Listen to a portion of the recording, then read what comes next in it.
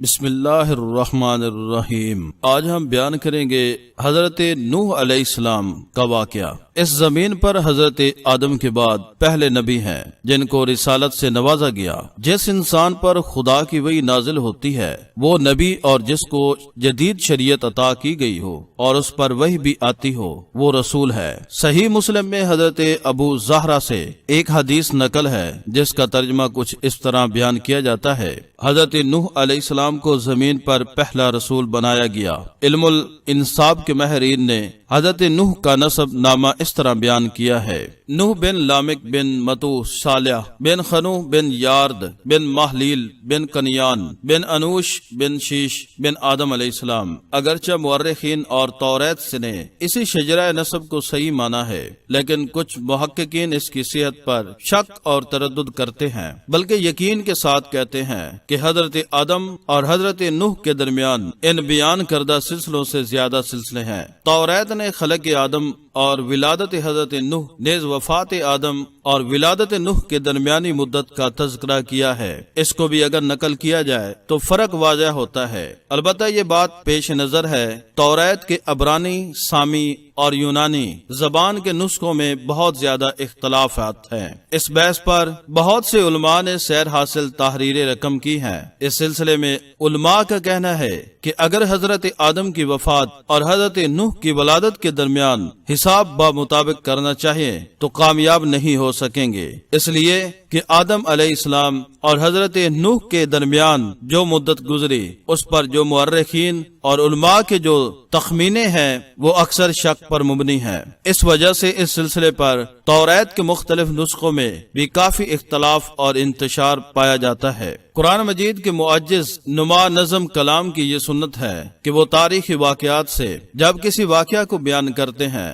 تو اپنے مقصد بحث تذکیر کر کے پیش نظر واقعہ کی انہی جزویات کو نقل کرتا ہے جو مقصد کے لیے ضروری ہے، اور اجمال و تفسیر اور تکرار واقعہ میں صرف ایک ہی مقصد ان کے سامنے ہوتا ہے، اور وہ یہی معزز اور عبرت کا مقصد ہے۔ چنانچہ اسی اسلوب کے مطابق قرآن مجید نے حضرت نوح کے واقعہ کا اجمالی اور تفصیلی تذکرہ 43 جگہ کیا ہے۔ جہاں تک حضرت نوح کی باعث سے پہلے تمام قوم خدا کی توحید اور صحیح مذہبی روشنی سے یکسر ناآشنا تھی، اور حقیقی خدا کی جگہ خود ساختہ بتوں نے لے لی تھی۔ غیر اللہ کی پرستش اور اس نام پرستی ان کا شعار تھا۔ حضرت نوح کی قوم دجلہ اور فرات کے دو آبا میں تھی، لہذا یہی حضرت نوح کو مبعوث کیا گیا۔ جہاں تک وادیہ دجلہ اور فرات کی ان زمینوں کا تعلق ہے، ان سر زمینوں میں ماضی کے نہ جانے کتنے راز اور بھید پوشیدہ ہیں۔ مورخین کا کہنا ہے کہ قومیں جن کا ایک فرد بھی آج اس زمین پر موجود نہیں، زبانیں جن کا اب کوئی بولنے والا زندہ نہیں ہے، قائد جن کا ایک بھی پیروکار نظر نہیں آتا، اب پر رونق شہر، عظیم مساجد اور عمدہ محل اب جن کے نشانات باقی نہیں رہے، لیکن ماضی کبھی بھی نہیں مرتا، وہ خاک میں ملتے ملتے بھی اپنے فکر و فن، علم و ہنر کا خزانہ حال کے حوالے کر جاتا ہے۔ حال جو مستقبل کا پہلا قدم ہے، اساس سے جس کی چھان پھٹک کرتا ہے، جو اشیاء مفید اور کارآمد ہوتی ہیں انہیں کو کام میں لاتا ہے، جو حقدار اور روایاتیں صحت مند ہوتی ہیں ان کو قبول کر لیتا ہے۔ البتہ بیکار چیزوں کے انبار ضائع کر دیے جاتے ہیں اور فرسودہ اقدار اور روایات کو رد کر دیا جاتا ہے، اور جب زندگی کا کارواں اگلی منزل کی طرف کوچ کرتا ہے تو اس کے سامانوں میں نئے تجربات اور تخلیقات کے علاوہ بہت ساری پرانی چیزیں بھی ہوتی ہیں۔ مورخین مزید لکھتے ہیں کہ قافلہ حیات کا یہ سفر ہزاروں سال سے یوں ہی جاری رہے، قومیں فنا ہو جاتی ہیں مگر نئی نسلوں کے طرز معاشرت، صنعت و حرفت پر، سوچ کے انداز پر اور ادب و فن کے اقدار پر ان کا اثر باقی رہتا ہے۔ زبانیں مردہ ہو جاتی ہیں اور پھر ان کے الفاظ، محاورے اور استعارات نئی زبانوں میں داخل ہو کر ان کا جزو بن جاتے ہیں۔ پرانے عقائد کی خدائی ختم ہو جاتی ہے، لیکن نئے مذہب کی ہر آستین میں اور امامہ و دستار کے ہر پیچ میں پڑے بت پوشیدہ رہ جاتے ہیں۔ تہذیبیں مٹ جاتی ہیں لیکن ان کے نقش اور نگار نئی تہذیب کے اندر جگمگاتے رہتے ہیں۔ حضرت نوح کے حالات شروع کرنے سے پہلے یہ بھی واضح کر دیا جائے کہ وادی دجلہ اور فرات جہاں حضرت نوح علیہ السلام کو مبعوث کیا گیا وہاں انسان کم و بیش 1.25 لاکھ برس سے آباد ہیں۔ اس بات کا ثبوت علماء کو پہلی بار بلکہ کے مقام پر ملا۔ یہ جگہ دریائے زاب خرد کے جنوب میں کرکوک اور سلیمانیہ کے درمیان واقع ہے۔ اس جگہ کو ایک آثار قدیمہ کے مہر نے دریافت کیا تھا۔ دجلہ اور فرات کی وادیوں میں حضرت نوح کی قوم کھیتی باڑی میں کسی حد تک مہر ہو گئی تھی اور اس علاقے میں کھیتی باڑی کی ابتدا ہزاروں سال قبل مسیح ہوئی۔ اس خطہ میں حضروی زندگی کے لیے جو کاشتکاری کی بنیادی شرط ہے، حالات نہایت سازگار تھے، کیونکہ وہاں جو اور گہیوں کے جنگلی پودے آسانی سے مل جاتے تھے۔ شروع سے تو کھانا بدوش جہاں کہیں یہ جنگلی پودے دیکھتے وہیں پڑاؤ ڈال دیتے تھے، اور جب خوراک ختم ہو جاتی تو اور ان کی علاقے کی طرف روانہ ہو جاتے تھے۔ حضرت سلیمان فارسی روایت کرتے ہیں کہ حضور اکرم صلی اللہ علیہ وآلہ وسلم نے فرمایا، قضاء الہی کو کوئی چیز بجز دعا کے نہیں روک سکتی، اور کسی کی عمر میں زیادتی بجز بر والدین کے نہیں ہو سکتی، برمانی ان کے ساتھ اچھا سلوک ہے۔ اور مطلب اس حدیث کا یہی ہے کہ تقدیر معلق میں ان اعمال کی وجہ سے تبدیل ہو سکتی ہے۔ خلاصہ یہ ہے کہ ان کی عمر کو مؤرخ کرنے کے اور ان کے ایمان لانے پر موقوف کیا گیا ہے۔ یہ ان کی عمر کے بارے میں تقدیر معلق کا بیان ہے، جس کا اللہ تعالیٰ نے حضرت نوح علیہ السلام کو علم عطا فرمایا تھا۔ اس کے سبب انہوں نے اپنی قوم کو بتایا کہ تم ایمان لائے تو جو اصلی عمر اللہ نے تمہارے لیے مقرر فرمائی ہے وہاں تک تمہیں مہلت ملے گی، اور کسی عذاب دنیاوی کے تحت ہلاک نہ کیے جاؤ گے، اور اگر تم ایمان نہ لائے تو اس کی اصلی عمر سے پہلے ہی خدا کا عذاب تمہیں ہلاک کر دے گا، اور آخرت کا عذاب اس صورت میں اس کے علاوہ ہوگا۔ اس کے علاوہ بھی قوم نوح کو یہ بتایا گیا تھا کہ ایمان لانے پر بھی ہمیشہ کے لیے موت سے نجات نہیں ہوگی، بلکہ تقدیر مبرم میں جو تمہاری عمر لکھی ہوئی ہے اس پر موت آنا ضروری ہے، کیونکہ اللہ تعالیٰ نے اپنی حکمت بالغہ سے عالم دنیا کو دائمی نہیں بنایا۔ یہاں ہر چیز کو فنا ہونا ہے، تقاضا حکمت ہے۔ اس میں ایمان، اطاعت اور فکر اور معیشیت سے کچھ فرق نہیں پڑتا۔ بہرحال حضرت نوح علیہ السلام کا اپنی قوم کی اصلاح اور ایمان کے سلسلے میں مسلسل مختلف قسم کی کوششوں میں لگے رہنے کا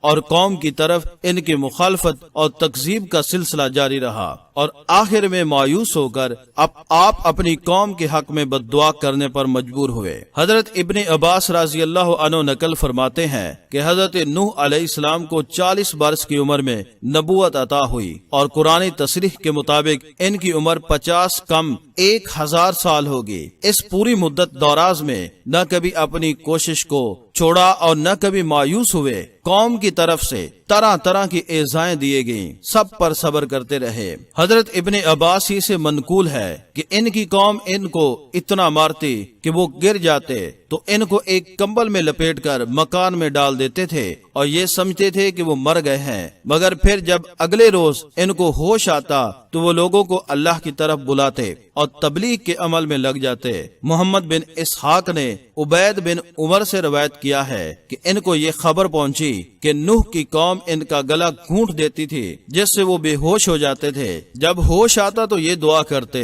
اے میرے پروردگار، میری قوم کو معاف کر دے، کیونکہ وہ نہیں جانتے۔ اپنی قوم کی ایک نسل سے ایمان لانے سے مایوسی ہوئی تو یہ امید رکھتے تھے کہ ان کی اولاد میں کوئی ایمان لے آئے گا۔ وہ نسل بھی گزر جاتی تو تیسری نسل سے بھی یہ توقع لگا کر اپنے فرض منصبی میں مشغول رہتے، کیونکہ ان کی نسلوں کی عمریں اتنی طویل نہ تھی جتنی حضرت نوح کو بطور معجزہ عطا ہوئی تھی۔ جب ان کی نسل پر نسل گزرتی رہی اور ہر آنے والی نسل پچھلی سے زیادہ شریر اور بدتر ثابت ہوئی تو حضرت نوح نے بارگاہ عزت میں اپنا شکوہ پیش فرما دیا، جس میں بتلا دیا کہ میں نے ان کو رات دن اجتماعاً اور انفراداً اعلانیہ خفیہ جو طریقہ کسی کو راہ راست پر لانے کا ہو سکتا ہے وہ سب اختیار کیا۔ کبھی اللہ کے عذاب سے ڈرایا، کبھی جنتوں کی نعمتوں کی ترغیب دی، اور یہ بھی کہ ایمان اور عمل صالحہ کی برکت سے تمہیں دنیا میں فراخی اور خوشحالی نصیب ہوگی۔ کبھی اللہ تعالیٰ کی قدرت کاملہ سے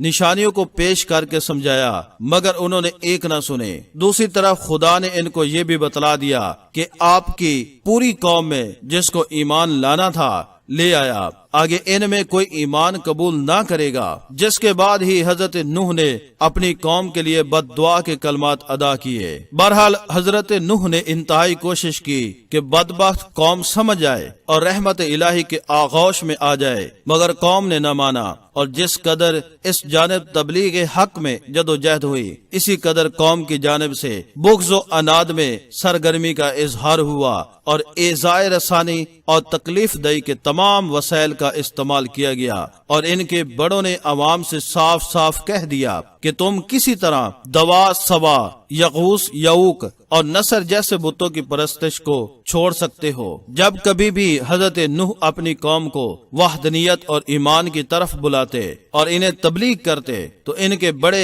حضرت نوح کو مخاطب کر کے کہتے، اے نوح، تو نے ہم سے جھگڑا کیا اور بہت جھگڑا لیا، اب اس کو ختم کر، اور جو تو نے ہم سے عذاب الہی کا وعدہ کیا ہے وہ لے آ۔ حضرت نوح اپنی قوم کے ان مغرور افراد کے اس سوال کا جواب بار بار یہی دیتے رہے کہ عذاب الہی میرے قبضہ میں نہیں ہے، وہ تو اس کے قبضہ میں ہے جس نے مجھے رسول بنا کر بھیجا، وہ چاہے گا تو یہ سب کچھ ہو جائے گا۔ جب قوم بار بار آپ کی تبلیغ کو رد کرتی اور آپ کا کہا ماننے سے انکار کرتی اور بار بار تقاضا کرتی کہ ہمارے لیے تم جس عذاب کی دھمکی دیتے ہو آخر تم اسے لے کیوں نہیں آتے، تب انہیں حضرت نوح مخاطب کر کے کہتے ہیں، اگر اللہ چاہے گا تو اس عذاب کو بھی وہ لے آئے گا، اور تم خدا کو تھکا دینے والے نہیں ہو۔ جب قوم کی ہدایت سے حضرت نوح بالکل مایوس ہو گئے اور اس کی باطل پرستی، اناد اور ہٹ دھرمی ان پر واضح ہو گئی، تو قرآن مجید کے مطابق 9.5 سال کی پیم دعوت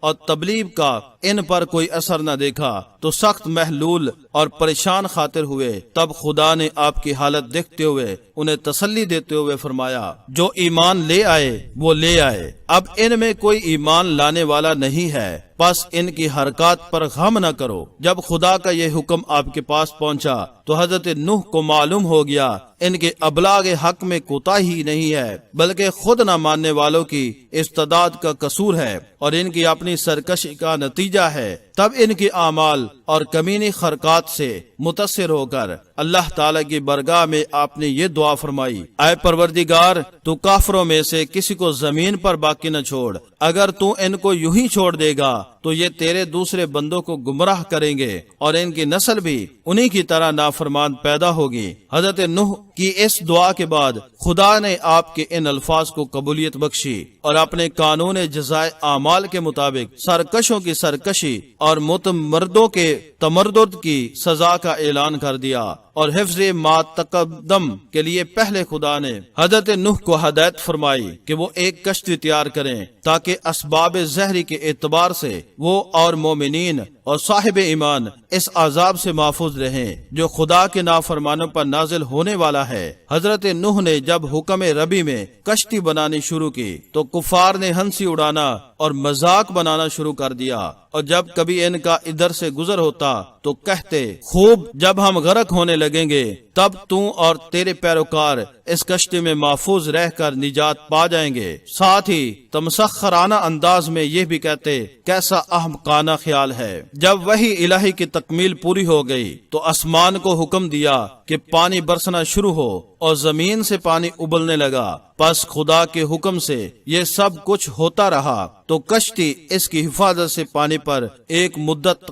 تک محفوظ تیرتی رہی۔ اس موقع پر علماء اور سوال بھی اٹھاتے ہیں، اور وہ یہ کہہ کر حضرت نوح نے طوفانی عذاب کے وقت خدا تعالیٰ سے اپنے بیٹے کی نجات کے متعلق سفارش کی، اور خدا تعالیٰ نے ان کو اس سفارش سے دور کر دیا۔ اس مسئلے کی اہمیت قرآن حکیم کی آیات میں کچھ اس طرح بیان کی گئی ہے، اور نوح نے اپنے رب کو پکارا اور کہا اے پروردگار میرا بیٹا میرے اہل میں سے ہے اور تیرا وعدہ سچا ہے اور تو بہترین حاکموں میں سے ہے۔ اللہ تعالیٰ نے فرمایا اے نوح یہ تیرے اہل میں سے نہیں ہے، یہ بدکار ہے، پس تجھ کو ایسا سوال نہیں کرنا چاہیے جس کے بارے میں تجھ کو علم نہ ہو۔ میں بلا شبہ تجھ کو نصیحت کرتا ہوں کہ تو نادانوں میں سے نہ بن۔ حضرت نوح نے کہا اے رب میں بلا تردد اس کے بارے میں جس کے متعلق مجھے علم نہ ہو تجھ سے سوال کروں، تیری پناہ چاہتا ہوں، اگر تو نے مجھے معاف نہ کیا اور رحم نہ کیا تو میں نقصان اٹھانے والوں میں سے ہوں گا۔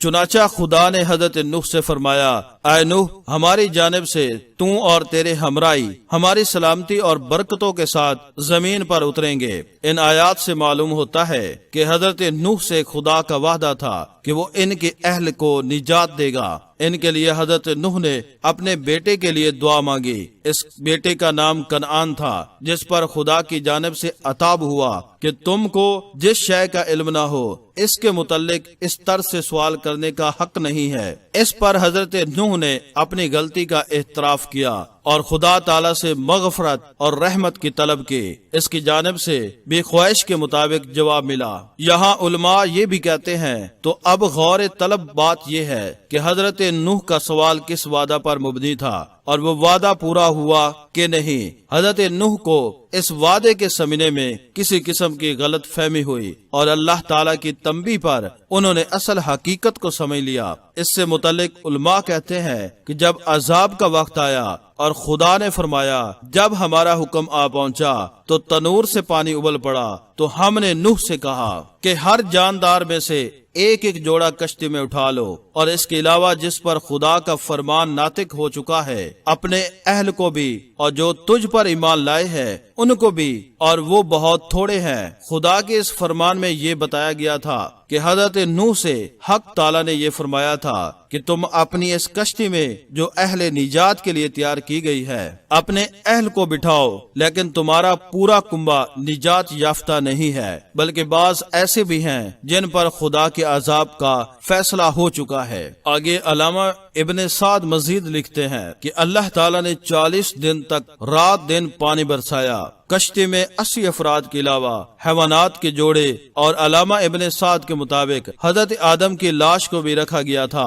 اور اسے اس طرح رکھا کہ عورتوں اور مردوں کے درمیان حائل اور حاجب رہے۔ رجب کی 10ویں شب گزری تھی کہ کشتی پر سوار ہوئے، اور 11 رجب عاشورہ یعنی کہ 10 محرم کو خشکی پر اترے۔ یہی بحث ہے کہ روزہ رکھنے والوں نے عاشورہ کا روزہ رکھا ہے۔ Thanks for watching video.